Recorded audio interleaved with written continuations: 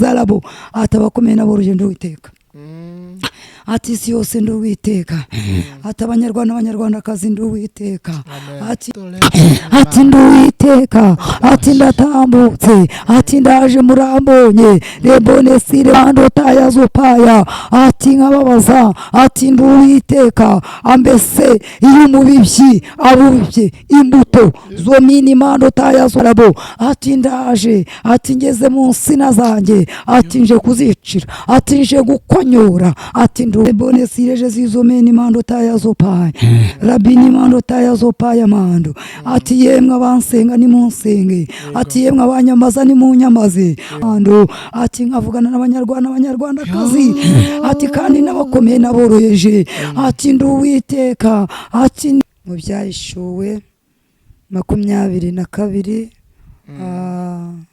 umurongo wa 12 avuga ati dore ndaza vuba nzanye ingororano kugira ngo ngororere ati bagabo mwezwe ati bagore mwezwe ati basore n'abakobwa ati ni mwezwe Erebonesire wizinima nd'Uwiteka ati ni mwezwe zo mini mandotaya zopaya mandora bonesire wizinifaya mandora bonefaya mando ati nimutunganywe ati ndimo ndababurira ati mugifite uburyo rebone kugira ngo nkwibutse ko ubaye wifuza kugura inzu yo gukoreramo cyangwa yo guturamo, kugura ikibanza cyangwa umurima wo gukoreramo iby'ubuhinzi ndetse n'ubworozi, twegere tugufashe. Duhamagare kuri iyi nimero 0787 32 42 19. Umuranga mwiza aguhuza n'icyo ushaka. Yes, turabasuje mwese mukuri cyano yacu. Amahoro y'Imana abane namwe muherere ku mpera z'isi zitandukanye. Nibanye mu gitondo mugira igitondo cyiza, abaye ari ijoro muze kugira ijoro ryiza, niba ari igicamunsi mugira igicamunsi cyiza. Tuwe ikaze mu majyepfo mu majyaruguru mu burasira bwaryo umurengera bwaryo ndetse abari mu mujyi wa Kigali tutabibagiwe n'intara gatandatu diaspora y'Urwatamasimbi. Turabasuje muri sangamo mwisangemo mbese tubahaye ikaze. Hanyuma muri isanga kuri iyi TV yacu. Niba ari ubwa mbere ugeze kuri iyi TV, fata nk'isegonda rimwe hanyuma ukore subscribe tuyo tubana 5 kuri 5 kuko ibiganiro byacu bikurikira bisohoka ujye ubibona ubibonere ku gihe. Hanyuma tujya tubwire ngo abantu mujye mufata igihe mukandika comment cyangwa se ibitekerezo byanyu ni ingenzi, tujye dufata igihe tukabicishamo amaso tukabisoma. Hanyuma rero uyu munsi nkuko twabwiye ko tuzatugenda ahantu hatandukanye tukabazana abana b'Imana, uyu munsi nanone twongeye kureba umwana w'Imana ntabwo ubwa mbere aci kuri uyu muyoboro wa YouTube channel, ariko ntabwo ndibuze kumuvuga bwo ndaza kumuvumba. Reka dutangira tumwakira tumaza amakuru ye. Ukameze umeze ute? meze neza. Urakomeye? Ndakomeye. Nawe niba kubaza kuki wuzuye amahoro nawe uzababwire ntabwo yizi. Ni Yesu wangiriye neza. Yesu wangiriye neza. Imana ikomera umugisha. Amen. Hanyuma nk'umuntu ukubonye ari ubwa mbere, amazina ninde? Amazina ni Mukazusenge Gisela. Gisela ni muntu ki tugiye kubana? Gisela ndi umukristo ukora umurimo w'Imana mu Gatenga. Niwo nkorera umurimo ndi umufiyemeri. Wow, Imana ishimwe cyane. Gisela tugiye kubana n'uwo nguwo. Abantu rero ubwo bashira amatsiko narimvuze ngo ntago ndibuze kumuvuga ahubwo ndaza kumuvumba. Hanyuma Gisela, uyu munsi ni iki wadupfunyikiye ugiye kutugezaho Imana yagushyize ku mutima? Uyu munsi tugiye gusoma ijambo ry'Imana. Yego, urakoze cyane. Hanyuma wazanye ubutumwa mu ijambo ry'Imana. Reka tugakanye tangiye dusengera tugezaho iki Imana yagushyize ku mutima. Mana data twese mu ijuru. Haleluya, haleluya, haleluya. Shamusi cyiza cy'umugisha turagushimiye. Dawe. Turaguhimbaje. Yego. Wagize neza, waturinze, watuziganye. Warinze rero, warinze sire, warinze zomeni. Nuhabwe icyubahiro. Amen. Ediba. warinze imibiri yacu ubugingo waburinze nuhabwe rebone sire jezizomeni tayazo pinifo turagushimiye wagize neza gitere cy'amahanga. Haleluya. Tugushimiye amahoro yawe, tugushimiye umutekano wawe, waturindiye igihugu nuhabwe icyubahiro turi amahoro. Rebone sire jezizomeni mando tayazo paya baturanyi wabarinze, imiryango yacu warinze, ibihugu bidukikije warinze. Rebone fo faya sire wizini fo wagize neza mwami w'abami. Turagushimiye kubw'uyu mwanya utwemereye mwami ko twongera kuvugira zomini mando tayazo paya kuri iyi mukoro, ko twongeye kuvugira imbere yawe. Turabigushimiye kandi turabiguhimbarishe. Zomini mando tayazo paya mando rabone fo ezene wizini zalawo yarabo topiti fo zaya wizini faya mando rabo. Ducishwe bugufi cyane kugira ngo ushyirwe hejuru. Rero ubanza utweze utunganye, twe turi imbere yawe, turi aho twese. Weza abanyarwanda n'abanyarwandakazi, weza isi yose, buri wese urimo kumva yezwe kandi atungane mu izina rya Yesu Kristo rifite imbaraga, rifite ubushobozi, kuko uruwera kandi ukaba uzabana n'abera. Urabini fo forevo kimara kweza no gutunganya, tuguhaye ikaze na karibu. Sengeye ikirere turimo, dusengeye ikirere cy'abanyarwanda n'abanyarwandakazi. Si yose turasenze, imyuka yose ihunge, impande enye zose mu izina rya Yesu Kristo. Turanatariza imbaraga zose z'umwijima, kora kose ku mwanzi twese tugutesha agaciro, turi imbere y'Imana. Notiskelebo reka umucyo w'Imana umurike kandi ubwiza bw'Imana bukayangane. Zaya wizimando taya zupaya mando erebora zobere faya sirebo atuta la bone fo zene wizi fo mando la bini mando taya zopaya mando topiti fo rebone sire wizi fo durayimani kaze zorebo mando taya zopaya rabifo zaya wizi turatumwuka wera kugira ngo yiyoborere. Twebwe ntabwo twamenya imando, ariko rebone sire wizinifo mando rabinifo mwuka wera n'umuyobozi, mwuka wera n'umufasha. Zomini mando tayazo paya mando azatuzomeni, azatumini mando, azatutala bone fine mando rabone sire wizizi zorebone sire zome mando rabofo enebo narabi erebo notezebo totayazo paya mando rabone fo erebo mwuka wera ganza, mwuka wera ganza, rabi ganza zomini mando tayazo paya mando erebone sire wizini faya mando zomini mando rebone sire Yesu wera noteskere bone sire wini mando tayazo pa azaya wazobe rebone sire wizini faya mando tayazo paya mando eneze bone sire Pinivo mana meni mando tutarabo rabo forebo erebi zizi zoleba lawa ya zobe mando ya tutarabo atindu itek anotala wa rebone sire wini mando taya zopaya atikandi ndima rebone sire wini mando taya zopaya mando atindima nisumba byose iri wini tala done mando atindima na imbaraga atindi nyabubasha atindi nyabusha tole bone stara wa yazo paya mando atindi mana ya hafi atindetse ndi mana yakure atundondwe atindi umwami atindi umutware ati kandi ndi gikomango. Haleluya ati ndi mana menima tayazo paya mando ati yomvuze biraba ati kandi noneketse birakomera ati ndi mana tayazo paya mando rabone fine mando ati numunyuve nduwite ni manda wini mando erebo ezobe saya wazo zalabi zezo zenewi zalabo atabakomena borugendo witeka ati si yose nduwiteka ati abanyarwanda n'abanyarwandakazi nduwiteka ati ndi Imana ati yemwe ndi Imana ati nduwiteka ati nimunyuve ati yemwe abanyumva ati nimunyuve nduwiteka lebone mando tayazo paya ati ndi Imana murengezi.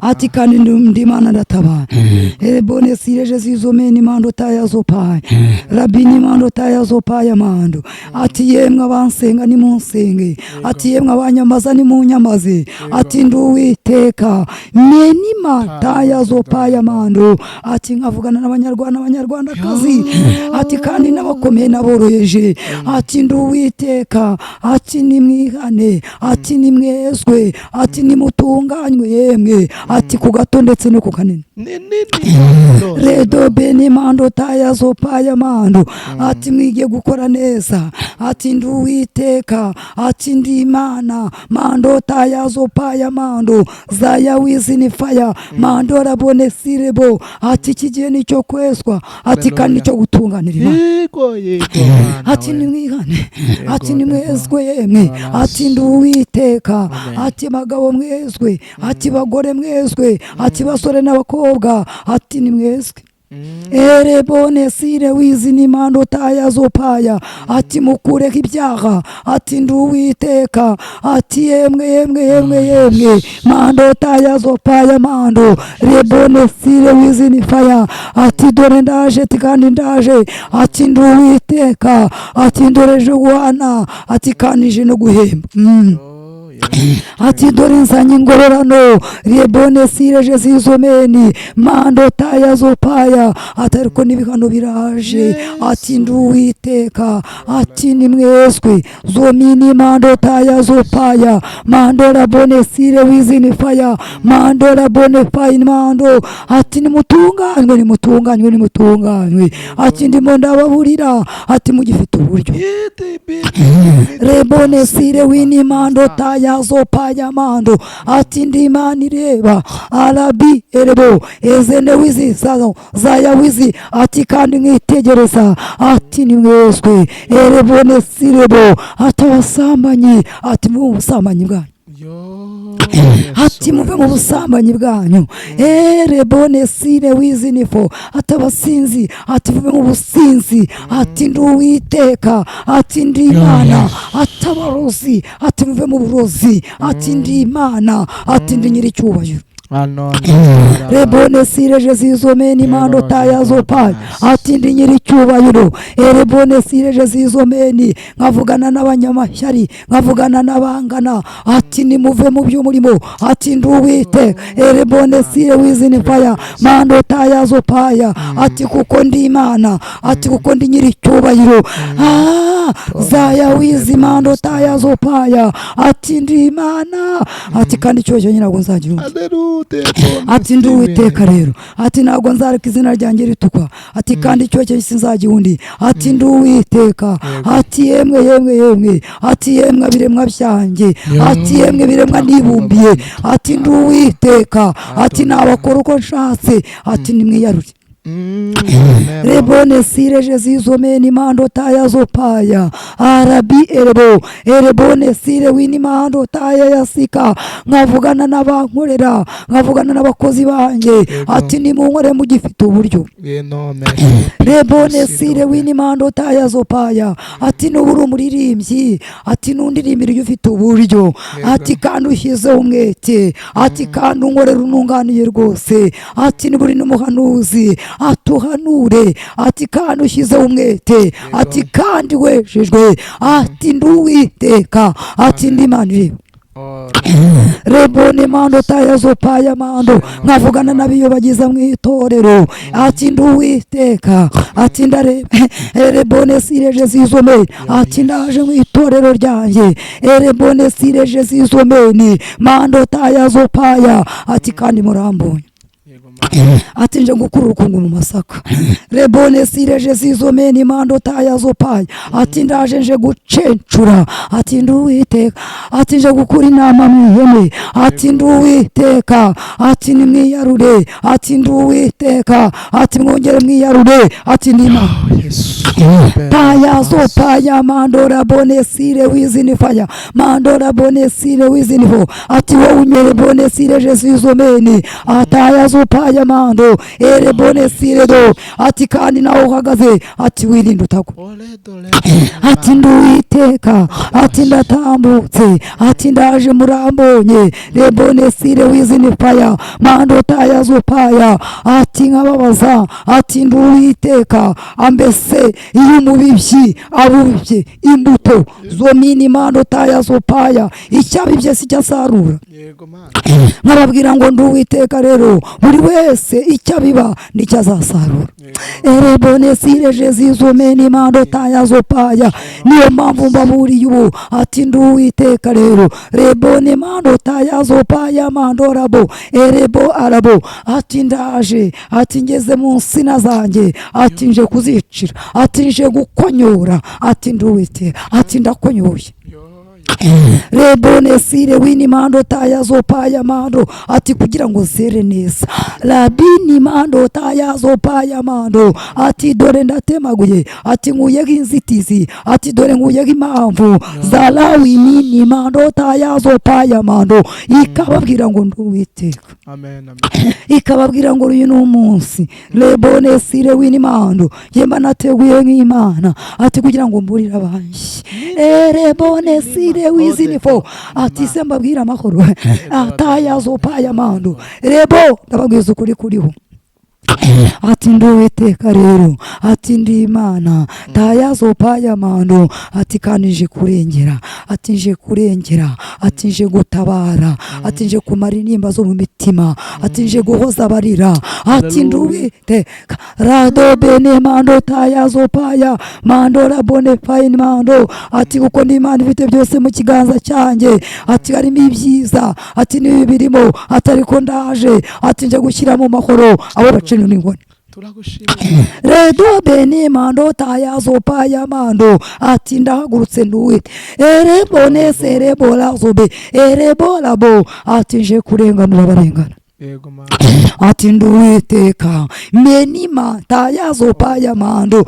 ati yewe urengana ati ndakurenganuye ezene wizi ati ndakurenganuye ati kandi ndakuburaniye ati ndakuburaniye ati ndakurwaniriye ati nduwiteka ndi Imana ireba erebone sire dome tatuta la zobe nefora zobe erebo ati ndaburanye ati kandi ndarwanye ati kandi ndanesheje ati nduwiteka ati ngavuga n'abari mu ntambara ati nduwiteka ati nimukomere ati niyewe nyir'urugamba ati dore ndabarwaniriye ati bamwe na bamwe ati kandi ndabanesheje ati kuko ndi Uwiteka Imana ikababwira ngo ndi Imana iriho erebo rabo ati yewe uremerewe ati nduwiteka ati ndi Imana mando ya bonefo ati ndi Imana iriho ikavuga ati nduwiteka yemwe ati ndi Imana yo muri ngoma zo mu mitima ati dore abakomerekejwe muri benshi ati ndareba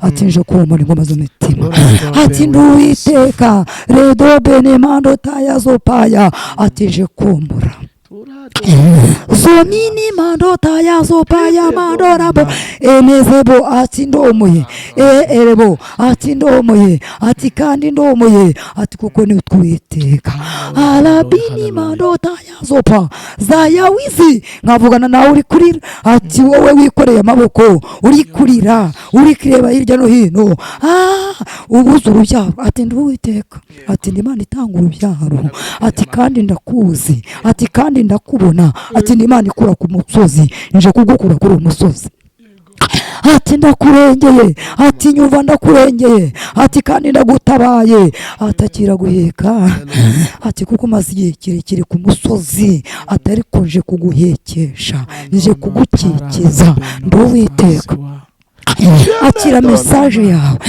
zenevo tatu tarabo ati nije wari waguteguye ati nakubona ngo wari upfukamye ati nakwitegerezaga ati ariko nari naguteguriye ibyiza nari naguteguriye icyiza akiri cyiza kinurutseho ikavuga ngo nduwiteka zalawi meni mando tayazo pa nkavugana n'uwo basohoye mu nzu, nawe mo ndakubona erebone sirerebo tayazo paya mano, nkakubwira ngo nguhaye abo kuba ndi Uwiteka, rebone sireje zizomeni mando tayazo paya, akiraho kuba ndi Imana ireba, ndi Imana yitegereza, ndi Imana ibera bose icyarimwe, nkavugana n'uwo ufite ideni rikomeye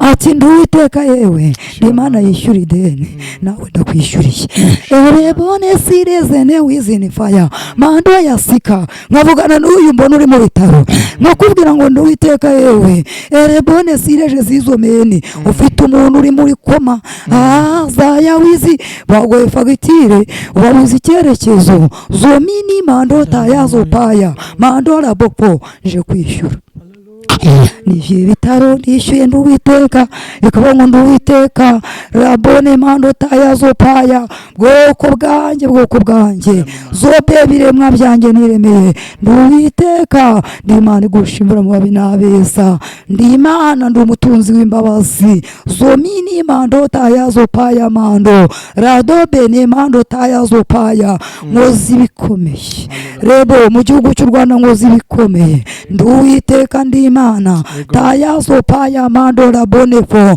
kuko ndi ukomeye kandi ndabarinze kandi ndabarindiye, kuko ndi Imana ishoboye byose, zomini mando tayazo paya mando erebola bipo, ndatabaye kandi ndatabarutse, insinzi yanjye iragaragaye, ndi Uwiteka natsinze kandi naranesheje, ibyo Uwiteka aravuganye namwe. Shalom shalom shalom shalom shalom. Hanyuma mwana w'Imana urakoze cyane, Imana iguha imbaraga n'amavuta no kwaguka no gukomera no kubigumamo. Hanyuma tukiri aho hantu, ari nk'umuntu ushobora kuba yavuga ati ndifuza ko wansengera, ndifuza ko twafatanya ibintu byo gusenga, ndifuza ko wangira inama, nk'umuntu yakunda kuba umurongo wa telefone ngendanwa, wenda tudusomera ijambo ry'Imana waduteguriye, tutako dusoza bandi duzo nimero. Numero yanjye ni 078 078 15 15 86 86 539 539. Ya urakoze cyane. Hanyuma hari ikindi warenzaho? Tikanga ari ikindi warenzaho, niba dusomera ijambo ry'Imana, niba ntaryo kadusome ijambo ry'Imana dusanga muri Yesaya igice cya mbere umurongo wa mbere, igice cya mbere umurongo wa 16. Yesaya igice cya mbere umurongo wa 16. Yego, aravuga ngo mwiyuhagire mwiboneze mukureho ibyaha byo mu mirimo yanyu, bive imbere yanjye, mureke gukora nabi, mwige gukora neza, mushake imanza zitabera, murenganure abarengana, muce imanza zitabera. Iryo ni ijambo ry'Imana. Irindi turarisoma mu Byahishuwe 22 umurongo wa 12, avuga ati dore ndaza vuba nzanye ingororano, kugira ngo ngororere umuntu wese ibikwiriye ibyo yakoze, ndi Alpha na Omega, itangira n'iherezo. Iryo ni ijambo ry'Imana. Twishimiye Imana. Amen. Amen.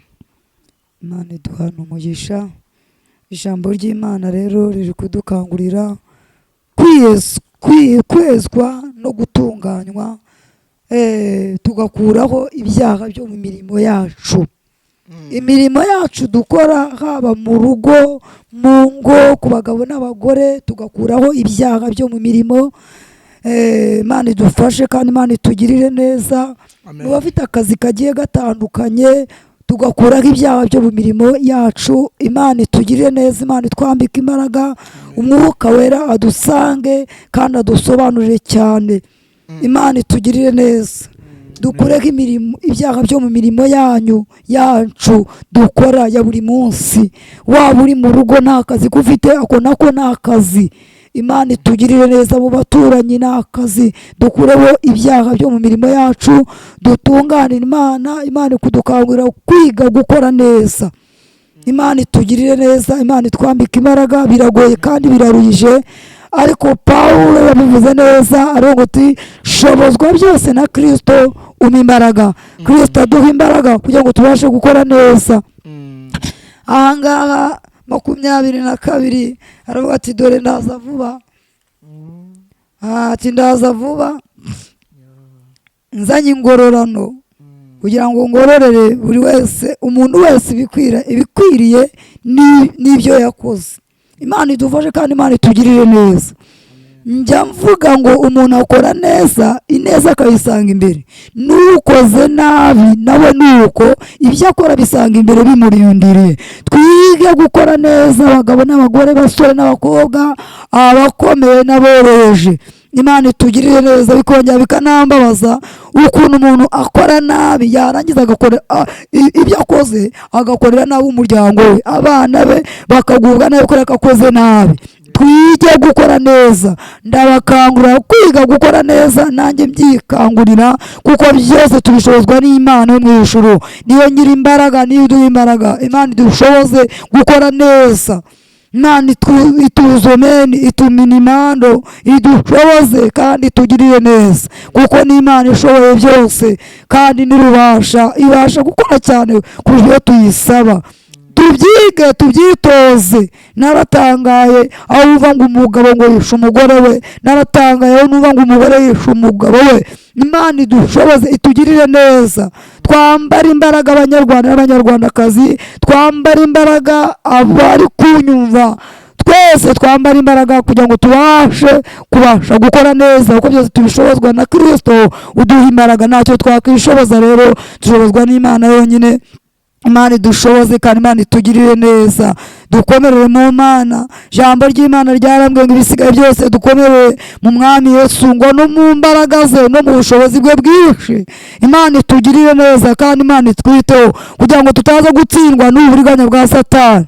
Imana idufashe. Nagiye kubona mbona uruyoka rurazamutse runini, inzoka nta kindi izamutse ikuzimu, mbona rurazamutse. Ariko rero nkubwiye ngo twige gukora neza. Ugize neza Mwami w'abami, izina ryawe nishyirwe hejuru. Ngushimiye kubw'ubutumwa butambutse, ngushimiye kubw'ijambo ryawe Mwami Rabi Mando Yasika. Ugize neza, niyo mpamvu aya masaha Mwami Imana nongeye kukwinginga, nkakwingingira imitima yumvishe ijambo, yumvishe ubutumwa butambutse, kugira ngo iyi mitima we kwakira mu izina rya Yesu, kandi uyirinde kunyagwa mu izina rya Yesu. Rufite imbaraga, rufite ubushobozi, ahubwo iyi mitima yongere yunguke kandi yunguke Imana, yongere imenye kandi imenye Imana mu izina rya Yesu Kristo. Rufite imbaraga, rufite ubushobozi.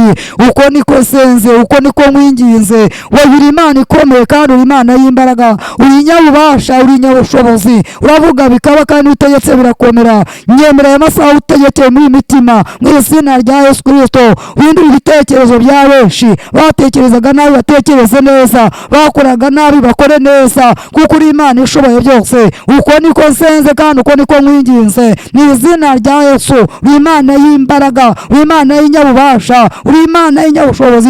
Amaboko yawe ni magari, amaboko yawe ni maremare. Witwa Ndiho. Haleluya. Tayazo paya mandre bone fine mando Yasika. Niyo mpamvu amasaha nguhamagaye, nkaguhamagarira isi yose, nkakwingingira abagabo n'abagore, abasore n'abakobwa, basaza n'abakecuru, mu izina rya Yesu Kristo. Reboni mando tayazo paya mando, kugira ngo turengere kandi udutabare. Twige kandi tumenye ibyo ushaka muri iki gihe, kuko uri Imana ishoboye byose. Urakoze Kristo. Singutota umugabo umutegeka, ngusaba nk'Imana kuko uzi neza kunyumva. Icyo ari kibi cy'Imana ihoraho, mu izina ryawe rya Yesu Kristo mbisabye nshima.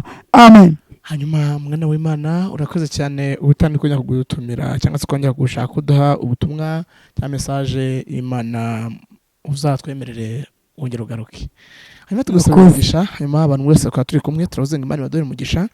Hano byacu nakagaruka, hanyuma mwese twabanye Imana ivanga mu byanyu. Shalom, ciao ciao ciao ciao ciao ciao ciao.